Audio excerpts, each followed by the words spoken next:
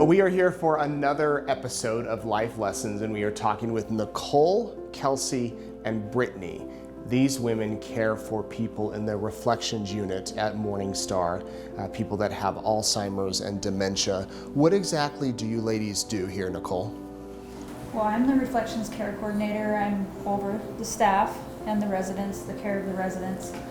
I make sure the residents are taken care of properly, that the staff are doing the job. When I sit down with a family member, everything I'm telling a family member, I like to ensure that our team is taking full care of them. I'm over the care plans, and when I sit down with them, I just let them know what the staff are doing to care for their loved one. So the reason we speak with people who are at the end of their lives and the more mature years of their lives during Life Lessons, but we're talking with these ladies today because the Alzheimer's Walk is coming up on Saturday, and the whole purpose of that is to raise awareness and raise money to hopefully find a cure for the disease. Britne, let me ask, what have you learned caring for people at the end of their lives who have lost their memory and are basically just, waiting to die? It's actually a very special thing to take care of people that have forgotten to do their daily tasks and things like that, because they do get frustrated, and we are there to help them. It is just really important so that they still have their independence as well. I would imagine there's some people that come here, Nicole, that don't really have, are trying to cope with life, or trying to cope with the change. How do you help a family get through that? A lot of education. Sometimes it's a little bit of hard education because some families don't understand how to jump into their world. Like sometimes they think that they're in Minnesota at a bus station, or they have a cabin in Island Park and they need to get there and get a crib. And you can hear sometimes families will try to bring their loved one back to reality when really it's just confusing them more. So jumping into their world. All three of you ladies have been here around 3, 4, 5 years.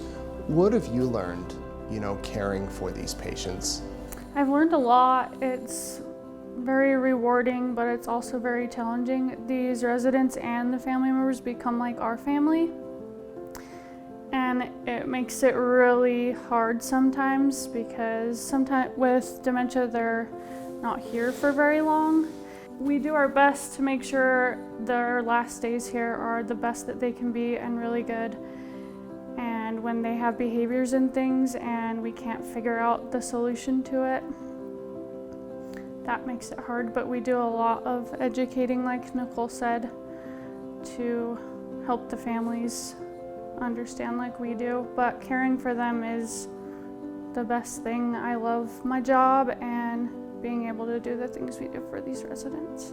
Would you ladies say that it's sometimes more difficult to try to work with the family members than the actual patient, the actual residents here? Because the residents may not know what's going on, but the family members are still trying to cope with this big change. Sometimes, for sure. It's different. So I do care for these residents every day, but my grandma also has a little bit of dementia, and it's very different coming to work and caring for these residents that I love. But it gets frustrating with my grandma because when these residents come here, they already have dementia, so we see them like that. We don't know what they were like before as much as the families did. And then going and caring for my grandma, I do see myself getting frustrated with her. And so I kind of understand where the families, where that's coming from, but sometimes it is harder to get through to the families, like what Nicole said, that we need to enter into their world and just let them think things that maybe aren't true. And sometimes it is hard. And also there's a lot of reassurance with families because they do feel guilty that they, have to put their family in a facility. But also at the point, we try to help the families as well, because a lot of them have been taking care of them at their homes for a very long time, and there might be a little bit of caregiver burnout, or they just are worried about putting their families in a home and getting the best care that they need. So we're here to reassure the families as well as take care of the residents as best we could. I think validation is huge too with the families as well as the residents. Validating how their loved one's feeling and validating the families that it's okay to feel like that. We're here for you. I know from experience that you get a lot further with validation and jumping into their world with the residents, but also being there for the families, understanding and giving them just as much love because it's hard for them what they're going through as well. That's a good point to think about. Validate them rather than deny it or try to excuse it. What's one piece of advice you'd give to people watching that might be debating this issue? You know, do we admit mom into a care facility? Do we try to care for them on their own? And how do we deal with dementia, Alzheimer's? What's your advice? I like to tell families, if your loved one was to walk out the door right now and walk a block away, would they be able to find their way back? Because if they can't, then they're no longer safe. And they would be a good candidate for memory care. I think it's very important to be patient with them and understand that it's not their fault what they're going through. Love them no matter what, and cherish the memories that you currently do have with them and that you've always had. My advice, so they're not just sticking their loved one in a facility. It's a home. We do everything we can to make it a home for them, and we are helping the resident as well as the family. We like to tell the families that they can still be the caregiver and come in and participate and be a part of that care. We're just an extra caregiver to help them when they get frustrated.